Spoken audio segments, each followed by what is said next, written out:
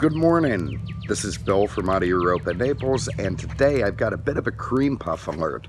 You know, every once in a while we take a car in on trade or we get one through some channel that's just unusually great for what it is, and this is one of those cars.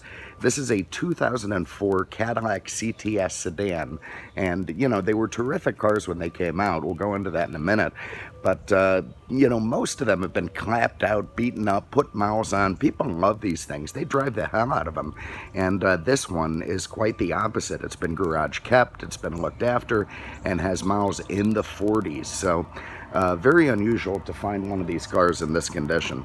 Now, of course, I just started filming, so what that means is there's going to be a big diesel truck driving by in a noisy manner, and here it comes. They cued it, they saw it start, and there it happened. So barreling on through to be noisy and obnoxious, and Naples excavating, of course. Okay, back to the CTS. You know, in a way, this car is bittersweet for me because I love Cadillacs. I've always loved Cadillacs, but to me, Cadillacs are, you know, wide white wall, skinny steering wheel, pale yellow leather, wire wheel covers.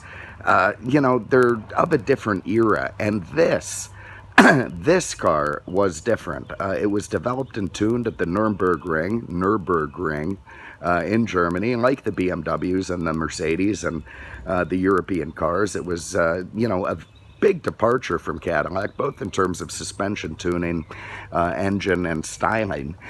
You know, it's not that Caddy hadn't tried to do the Euro thing before. They, you know, had the Catera, the you know, even some of the Seville touring stuff, the Eldorado touring stuff. Imagine having a car named the ETC. That was kind of dumb. You know, even back to the Cimarron. The difference is this is the first time they did it really successfully. You know, and it was a big risk for them. The styling was completely different, not like anything else out there. More big, noisy engines. Had a V8 next door. Doesn't matter. A big departure for him. You know, the creased lines, the, you know, threw away the protractors. This was very much like, unlike any other previous Cadillac, and it was beloved. One of the reasons is it's just proportionally exceptional. It's roomy without being big and obnoxious. It's incredibly reliable, and the driving is just fantastic. So let's start inside the trunk, because that is one of the key features and what makes this a great car. Now, I got a bunch of crap in there today, but it doesn't matter because the trunk is enormous. Look how big that thing is. You got fold down rear seating up there if you need more, but you probably won't. You could fit about 8 bags of mulch in this thing. Big Suburbans with growling V8s. Good Lord. I like this net to keep, you know, children in the back behind, or, you know, whatever you need to put back there. Anyway, huge trunk, very nicely appointed, and everything you're ever going to need in a cargo area, unless you're some kind of a general contractor. And under the hood of this car is also a bit of a treat, because for '04 they introduced the new generation of Cadillac engine. And if I can find a hood release, we'll have a look at it. This is a 3.6 liter VVT, variable valve timing V6, putting out about 255 horsepower. Now, it goes to Cadillac sort of big engine covers that don't, you know, give you much room to look at anything. But you can see it's very nice under here. Forgive the moisture. It's been raining all day. It's a miracle I'm here at all. But everything nice, proper, and as it should be in this 45,000 mile car. 46, 45, I don't know. In the 40s somewhere. What a great motor. Cadillac still uses a variation of it today. You can see the headlights in great shape, nice and clear, beautiful grille. Again, that great styling, those big chunky, you know, combination fog and marker lights up front, low air dam, very attractive 6-spoke alloy wheels with a polished edge on them. The tires are in great shape on this car. Of course, discs all around, and again, that Nürburgring tuned suspension. It just keeps this thing gripped on the road. Let's have a look in the back seat.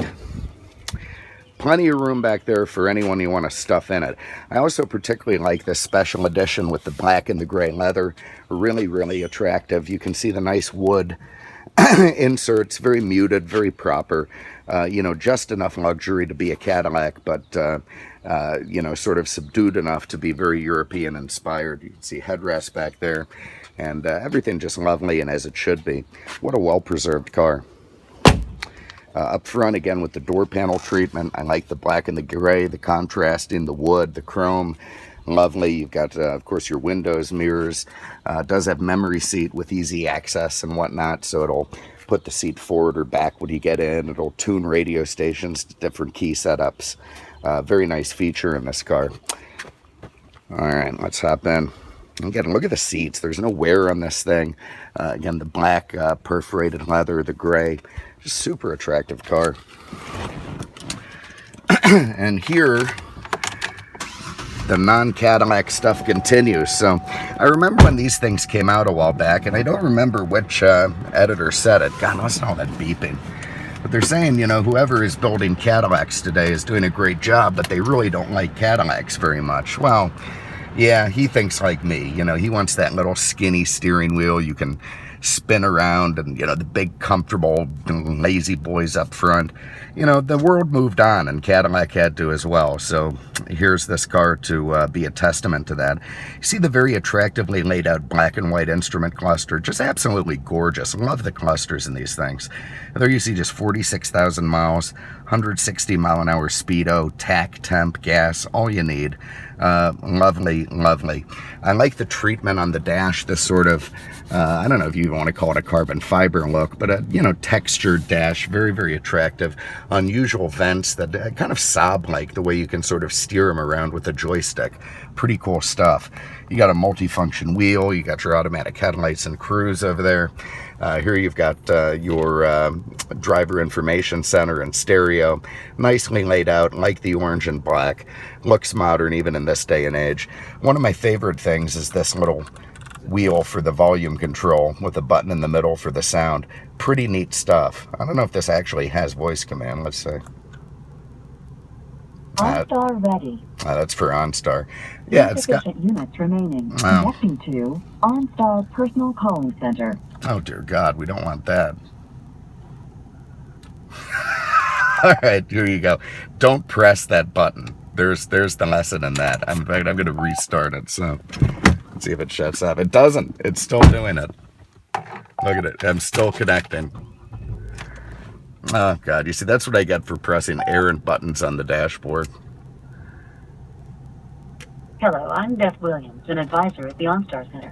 My colleagues and I are here to assist you at a moment's notice. That's really nice of them. 7 days a week. Just press the blue OnStar button in your vehicle, and you'll be connected to a specially trained advisor, like me. We can unlock your doors if you lock your keys in your vehicle, assist local authorities in locating your vehicle if it's stolen, and contact roadside assistance if you need help. If you're in an accident and your airbags deploy, the signal that we receive from your vehicle will allow us to check to see if you need help. And if you do need help, we can pinpoint your location by satellite and contact the nearest emergency services, like the police or an ambulance. I have to admit, this sounds terrifying. Plans, you can even get directions to OnStar Request ended. Oh, thank God.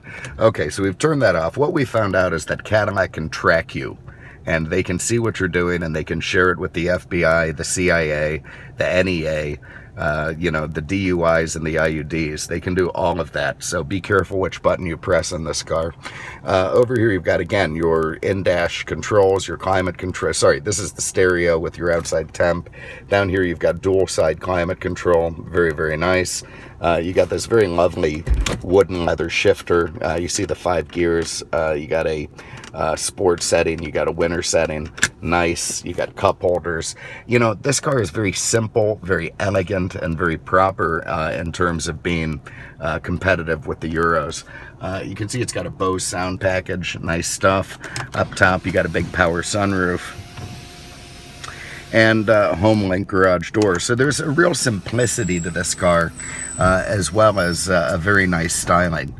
Cadillac just did a fantastic job with this car, and they didn't know it when they did it. You know, I mean, the engineers, the designers, everybody was freaking out when this thing came out. They didn't know how their base would react.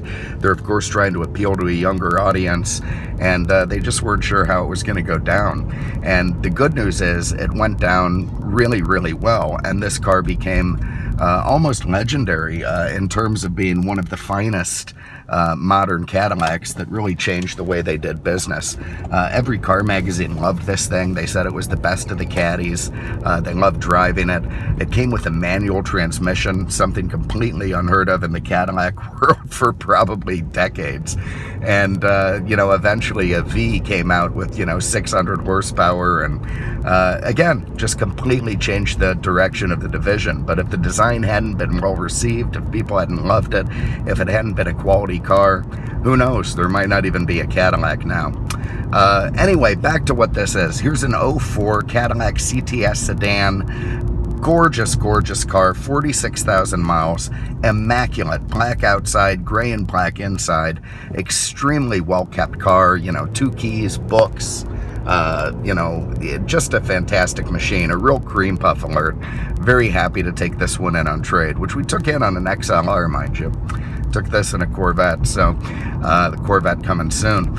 If you have an interest, give us a call. I should have mentioned that. That's kind of an interesting trade for an XLR, a CTS and a Corvette, because frankly, if the two of them had sex and produced an offspring, it could be an XLR. Anyway, I digress. 2004 Cadillac CTS Sedan, gorgeous car, very, very attractive, very clean, terrific transportation, going to be offered at a great price. If you have an interest, give us a call, 239-649-7300, on the web at mercedesexpert.com. Thank you so much for having a look. We appreciate it. We'll see you with the next one. Take care.